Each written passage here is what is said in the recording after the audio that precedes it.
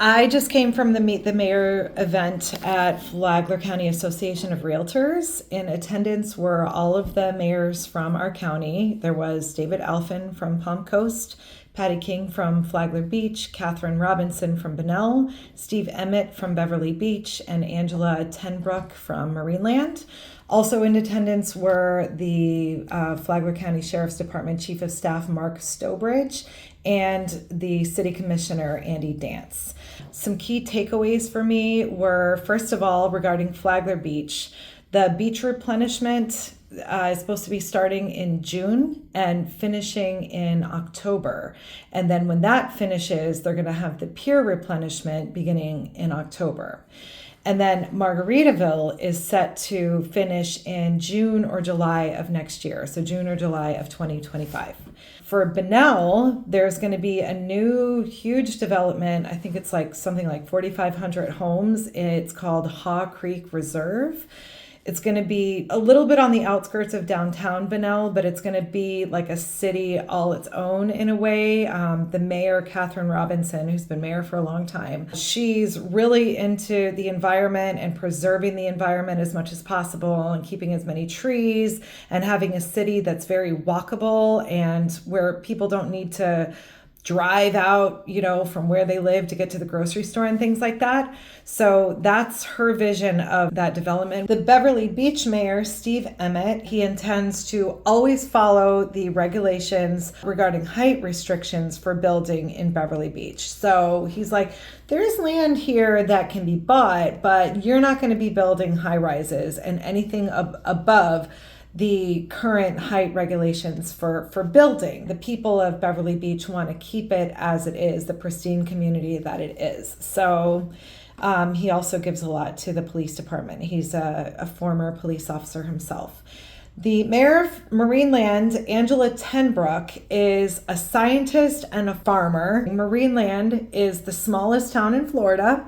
It has only 8 citizens. It has a couple hundred residents, mostly scientists, researchers, and students from the University of Florida, because Marineland is a world-renowned research facility for marine life. They need to build places to live for the people who come there seasonally, these scientists and researchers and students. So she, with a group of other scientists, went to somewhere in the Netherlands or Scandinavia somewhere to research this way of building a town that keeps it friendly to the people as well as the environment. Marineland is surrounded by 42,000 acres of preserve, and she intends to keep that. She also has really interesting ideas and plans on what to do with water. So like when there's flooding, what to do with it. And they just have very different ways of dealing with it. They're not building seawalls.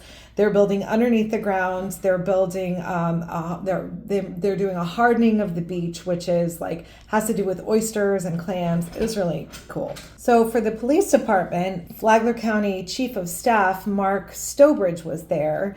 And one of the things I learned from him is that Sheriff Staley, in addition to being really tough on crime, and he has been, he's implemented these programs at the Green Roof Inn, as it's called, which is our jail, for the people who stay there.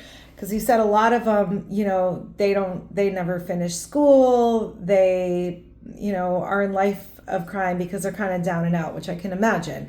So they started training programs of trades, and they've started all these different programs to help them get, do better when they go back out into society. So I thought that was great. Another thing that I learned is that apparently there's going to be a Florida National Guard. I guess we don't have one. And the headquarters of the Florida National Guard are going to be in Bunnell.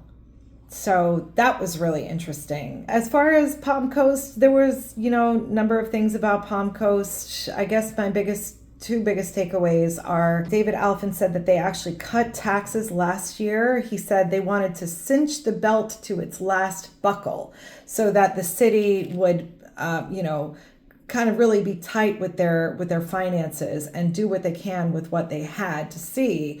if they needed more, what they needed more for, things like that. So, and then the other thing is that what I've been noticing and other people brought up is that there seems to be a lot of clear cutting in Flagler County. These developers coming in, it's like you just see like all the trees are gone, all of them. There's nothing but dirt in so many different spots. I mean, that's just not good for our environment. It's not good for animals. It's not good for like the temperature of the environment. It's not good for flooding. It's not good for so many things. So apparently there's rules and they're supposed to stick to these, like, you know, keeping trees and stuff, but I'm not seeing that at all. I'm just seeing like all the trees gone.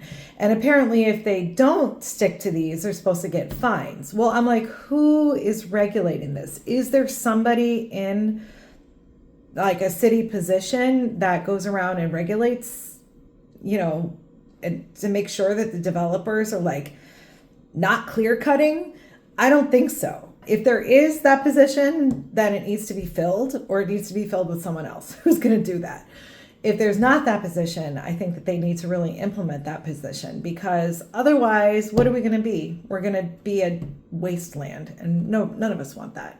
We all want to live in a beautiful place. Statistics prove that the more trees a neighborhood or a city or an area has, the less crime it has. Why? I don't know. I just think that trees are beneficial for our health and the planet. So anyways, meet the mayors today at Flagler County Association of Realtors was super interesting, really informative, and it was totally open to the public. So anyone who wants to go next year, I recommend you go. That's all, folks.